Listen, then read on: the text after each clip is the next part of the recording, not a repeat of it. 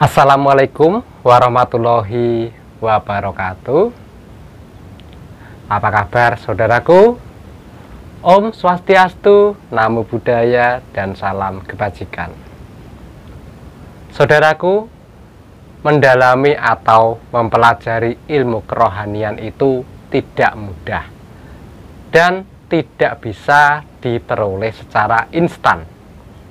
Membutuhkan proses yang sangat serius dan tekun, apalagi ilmu kerohanian IKSPI harus melalui proses yang panjang, seperti berlatih fisik, mempelajari jurus juga wajib diijazahkan, baru mendalami ilmu kerohaniannya.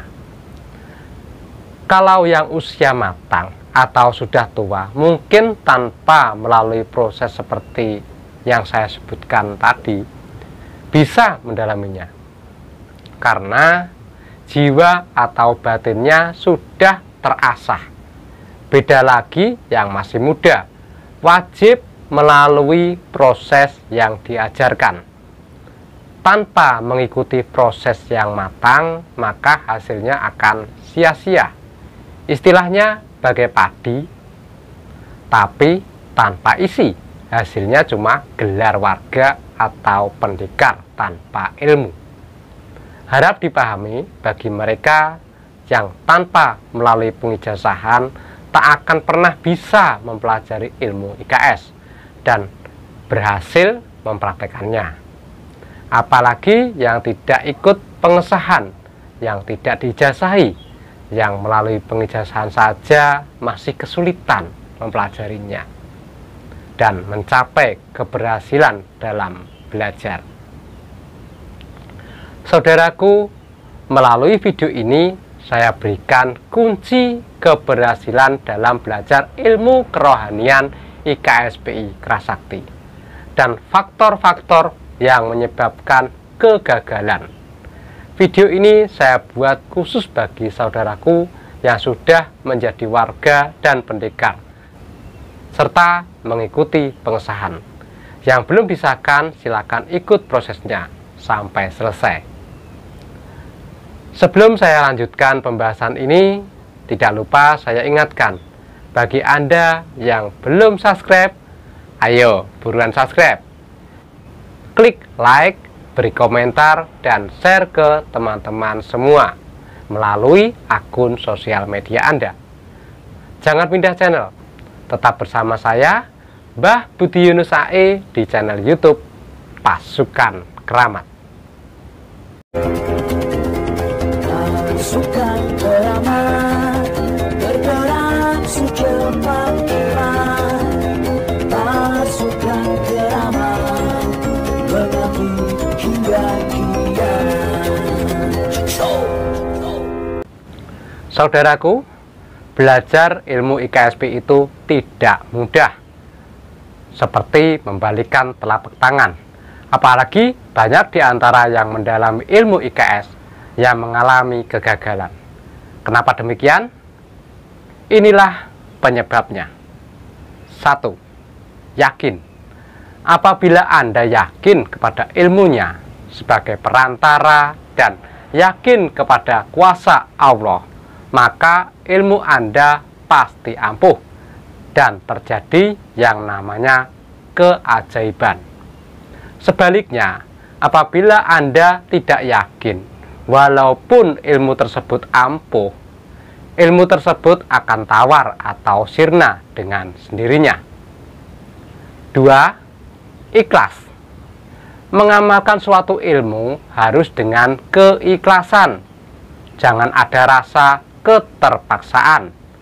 Mengamalkan ilmu dengan mencampurkan hawa nafsu, ingin sakti untuk tujuan tidak baik, atau kesombongan, atau takabur, tidak akan berhasil. Yang ketiga, sabar. Ketika ilmu yang Anda amalkan belum masuk, Anda harus sabar. Terkadang kodam ilmu ingin menguji tingkat kesabaran Anda. Amalkan terus, pasti ilmu tersebut segera masuk dalam diri Anda. Yang keempat, istiqomah, artinya tetap. Apabila Anda biasa mengamalkan wirid setiap hari atau seminggu sekali, maka langgengkanlah atau lakukanlah terus hal tersebut. Ada pepatah berbunyi, al istiqomah khairum min alfi karomah. Istiqomah lebih baik daripada 1000 kemuliaan. Satu ilmu yang Anda istiqomahkan lebih baik nilainya daripada puluhan ilmu yang tidak istiqomah. Istiqomah memang sangat berat, harus dijalankan dengan sungguh-sungguh dan tekun. 5. Takwa, artinya mentaati segala perintahnya dan menjauhi segala larangannya. Seandainya Anda mengamalkan suatu ilmu tetapi sembahyang atau sholat atau ibadah Anda tinggalkan, itu sama saja bohong. Kita harus paham yang kita lakukan sepenuhnya kepada Tuhan atau Allah, dan menyadari bahwa Tuhan atau Allah sebagai sumber semua kekuatan. Dan sebaliknya, yang menyebabkan seorang pelaku tirakat mengalami kegagalan adalah tirakatnya pamrih, bukan karena Allah atau karena Tuhan. Tanda tirakat tidak ikhlas diantaranya: 1. Mengharapkan kodam. 2. Sibuk minta diterawang apakah dirinya punya ilmu atau tidak. 3. Selalu mikir apakah ilmunya sudah masuk atau belum. 4. Mikirin dan nungguin kapan bisa merasakan reaksinya. 5. Mikir dan nungguin kapan bisa merasakan sensasinya hawa panas, dingin, dan hangat. Kunci sukses tirakat itu fokus saja, zikir, dan mengamalkan ilmu sesuai ajaran. Mendekatkan diri pada Allah atau Tuhan saja. Tidak usah banyak mikir, ya. Sedangkan penyebab ilmu gaib tidak manjur dalam dirinya atau diri Anda, ya. Yang pertama adalah kurang yakin, selalu ragu, atau mencari pengakuan orang atau testimoni orang dulu untuk membentuk keyakinan. Yang kedua, sering bingung karena takut salah, bahkan ejaan bacaan kata aja kita teliti nahwu sorofnya gitu. Yang ketiga, selalu mencari sanad ilmu atau mencari data-data silsilah yang memberi ilmu atau berburuk sangka kepada pengijazahnya. Yang keempat, setiap ritual selalu malas, ngantuk, takut, ketakutan tanpa sebab, dan selalu takut pada yang tidak jelas. Yang kelima, tidak percaya diri, selalu mengatakan dirinya apa aku bisa, aku kayaknya nggak bisa, atau dengan kata-kata semoga aku bisa, kenapa kok aku belum bisa, dan lain-lain. Semua kata-kata seperti itu adalah kata yang menghijab diri atau menutup aura, juga kata yang akan menutup aliran energi atau cakra gaib, karena program alam bawah sadarnya masih bimbang. Yang keenam, tawar-menawar tentang mahar ilmu, tentang tata cara ilmu. Yang ketujuh, tidak istiqomah atau ajek. Istiqomah lebih utama dari 1000 karomah. Sekarang wirid, besok tidak wirid lagi. Sebenarnya masih banyak lagi, tapi 7 ini yang paling penting dalam diri kita. Semoga paham dan bermanfaat. Suatu pemahaman yang banyak keliru, apakah semua ilmu IKS itu harus bersanad, ya. Pahami lagi amalan yang mana yang harus bersanad. Menurut ulama, yang harus bersanad itu amalan thorikoh, bukan amalan seperti punya IKSPI yang lainnya yang beraliran al-hikmah.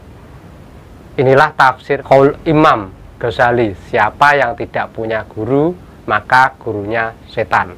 Tidak semua amalan harus bersanad, apalagi harus sampai kepada Rasulullah SAW.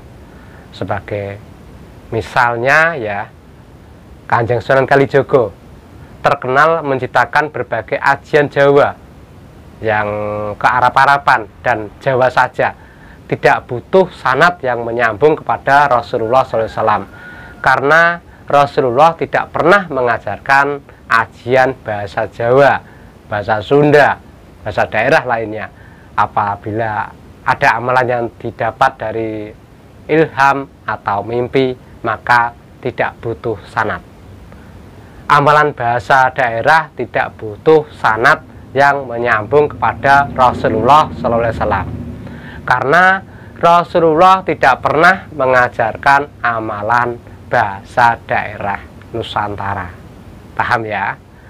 Amalan dari hati, suara tanpa wujud juga tidak butuh sanad, karena sanad itu sangat penting bila berhubungan dengan amalan tarekat, hubungan ruhaniyah, dan terutama dalam ilmu hadis dan fikih.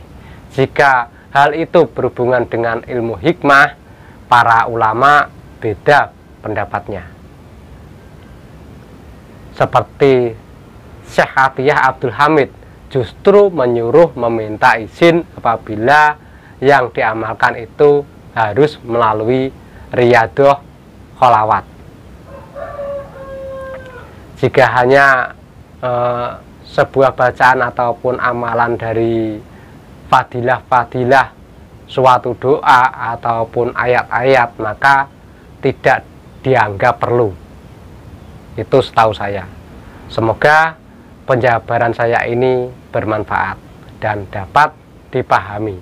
Jika belum paham, silahkan tonton terus-menerus sampai paham. Sekian dulu kajian ilmu dari saya. Jika ada tutur kata yang kurang berkenan, mohon dimaafkan. Akhirul kalam, wabillahi taufiq wal hidayah wal tini wal inayah. Wassalamualaikum warahmatullahi wabarakatuh.